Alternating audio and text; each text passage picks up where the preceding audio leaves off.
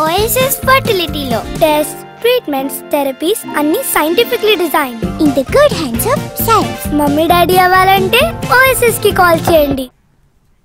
నల్లమలను విషజ్వరాలు కమ్మేశాయి. గిరిజన గూడాలు ప్రాణాంతక వ్యాధులతో అల్లాడిపోతున్నాయి. వైద్య సదుపాయాలు అంతంత మాత్రంగానే ఉండడంతో ప్రాణాలు అరచేతిలో పెట్టుకుని బతకాల్సి వస్తోంది. మారిన వాతావరణ పరిస్థితులతో నల్లమలలో దోమల బెడద ఎక్కువైంది. దీంతో గిరిజన గ్రామాల్లో విష జ్వరాలు విజృంభించాయి. ఏ గ్రామంలో చూసినా వైరల్ జ్వరాలే. మహబూబ్ నగర్ జిల్లా పరిధిలో పరిస్థితి దారుణంగా ఉంది. ప్రధానంగా ఈ సీజన్లో చెంచుపెంటల్లో మలేరియా, టైఫాయిడ్ కేసులు అధికంగా నమోదవుతున్నాయి.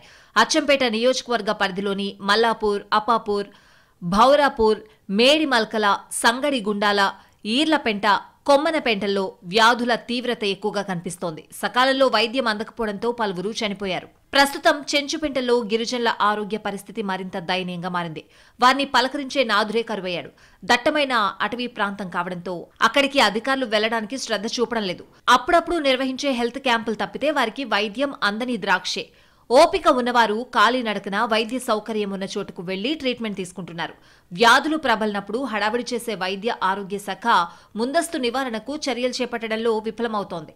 ఇప్పటికైనా గిరిజన గూడెల్లో ప్రత్యేక వైద్య శిబిరాలు ఏర్పాటు చేసి పరిస్థితిని అదుపు చేయకపోతే ప్రమాదం తప్పదు.